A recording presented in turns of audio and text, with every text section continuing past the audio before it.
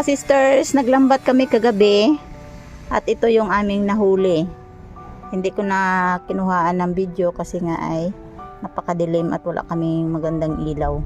So nakahuli na naman kami ng isang malaking alimango, giant crabs. Yan. So lulutuin ko yan. Ayun, oh, may buhay pa. Tsaka ito mga ka-sisters, oh, puffer fish na kinakain namin. So ang gagawin ko dito ay iihawin ko lang siya para yung atay niya ang pinakamasarap dito. Yan, pag ganito kaliit iihawin lang yan. Tapos may mga isda-isda tayo. Priprituhin lang yan mga ka-sisters kasi prito lang talaga ang masarap kapag ang paglambat namin ay sa gabi. Hindi masyadong sariwa. Kaya prito-prito lang tayo ngayon. At yung crabs mga ka-sisters ay luto na naman natin is ginataan. Ibubukod lang muna natin yung crabs mga ka-sisters. Unahin natin ng linis yung isda.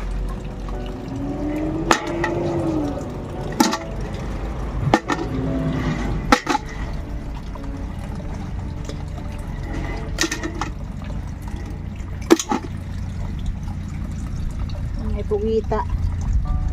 Ito yung pugita mga ka-sisters na tawag sa amin lutan. Yan. Pag hinawakan mo yan, napuputol ang kanyang kamay. Diba? May kagat pa to. Ayun. So ito mga ka-sisters, o yung gagataan natin. Marami-rami. Yan. Bukod din natin yan kasi ihaw lang yan mamaya.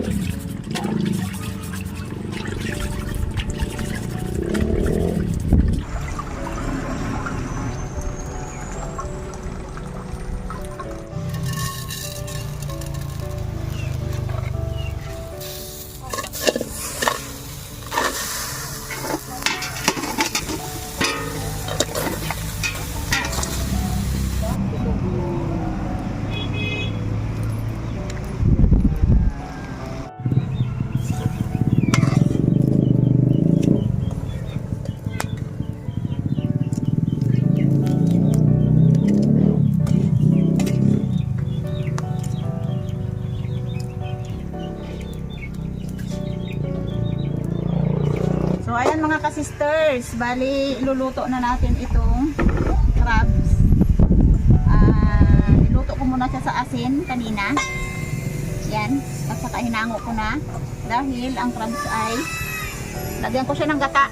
Igata ako mga ka-sisters na inihanda, yung unang gata lang ito. Ayan. So, unang gata. Tapos lagyan ko siya ng butter. Ang purpose ng paglagay ko ng butter ay masarap yung aroma niya, tapos yung krema, nagkakaroon ng krema. Yan ang pinaka pang-isa ko doon sa bawang, sibuyas at saka luya. Tapos ayan, lagyan ko siya ng luyang dilaw mga ka-sisters, yung ating ginataan, at saka yung ating gulay na malunggay. Lagyan ko siya ng kunting malunggay. Ibiakin ko muna to para manuot yung yung gata or sabaw ay hahatiin natin yung alimango. Yun, ang taba. So ayan, napakataba ng alimango. Tapos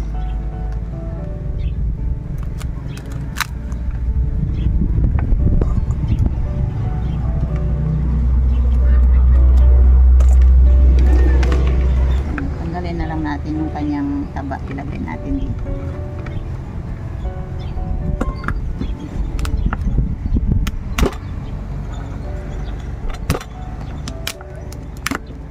Yun. Bago yung sipit, tanggalin natin.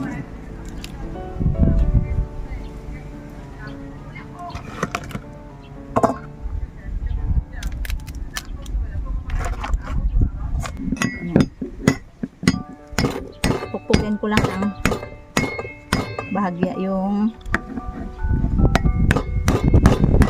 kagat nito para manuot yung lasa. Manuot yung para pag nilubog natin sa sabaw ay may lasa yung loob ng mataba siya kahit maliit. Tawag nito sa amin ay ano yung tawag yan? Matigas ang ano nito, yung balat.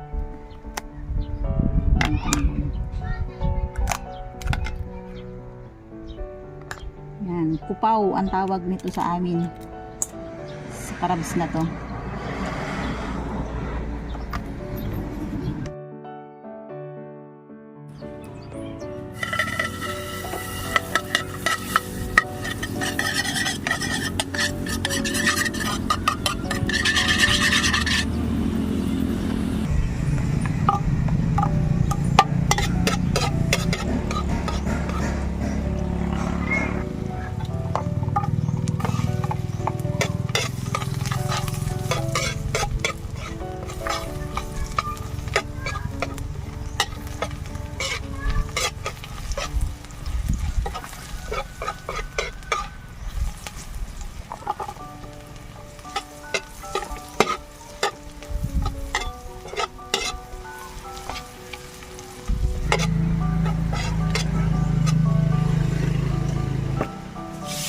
Ito na yung unang gata.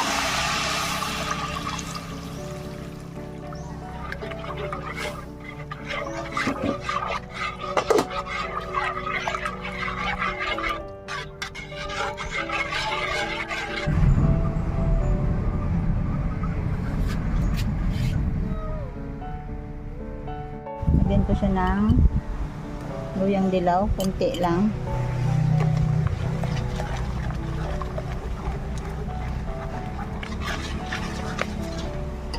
Saka asukal. Ito yung ating panimpla.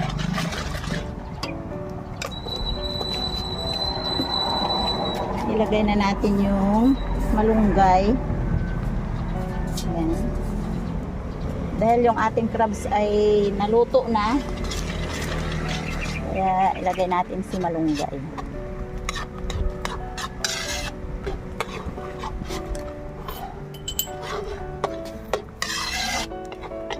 At yung crabs natin ay may asin na.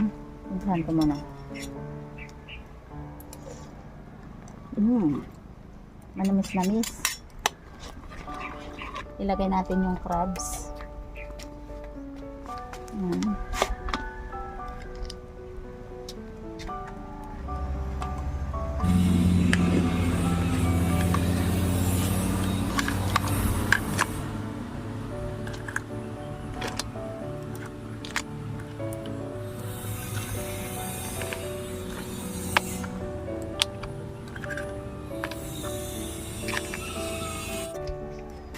Yan, kumukulo-kulo na yung sabaw. Nakakakrema yung sabaw natin.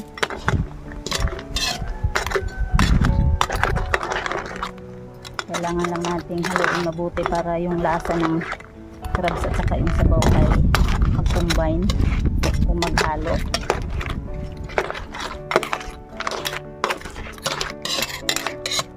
Napakasarap to mga ka-sisters. Creamy. Napakabango pa siya dahil doon sa nilagay natin na butter. So, kunting kulo lang to at hanguin na. Napakadali yung pagkagawa natin ng crabs ginataan creamy. May luyang dilaw.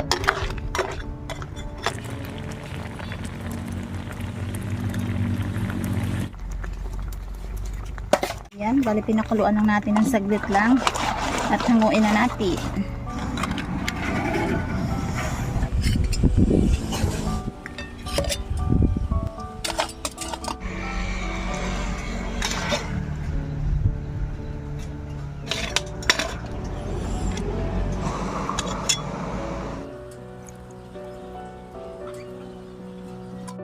So ayan mga ka-sister, si Hana at si Aya lang muna po ang kakain. Karating niyan galing sa school. Lord, maraming salamat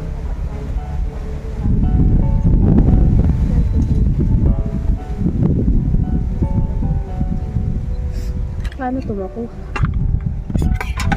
Pinisa ko na yan para madali mo siyang makuan. Pinisa ko na yan. Kunting crack na lang kagat mo yan, mabiak na yan. Ayan, sabaw. Dito gido. Uy, may lumabas. Taba yan, taba. Perfect. Ay, pwede ka?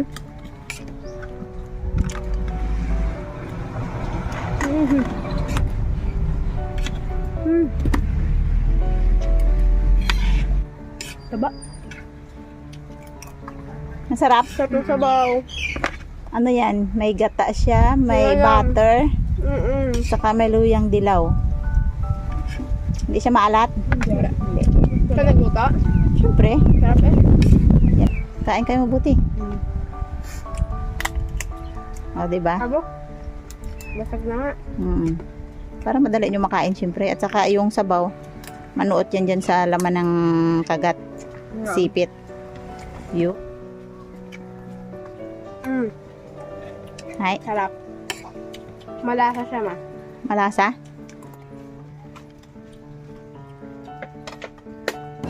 Mga ka-sisters, pasensya na kayo. Ayun o. Ayun o. Hindi ako ay hindi na rin sumabay sa kanila. Kasi ilang araw ako na walang vlog dahil sa maganda ang ating pakiramdam.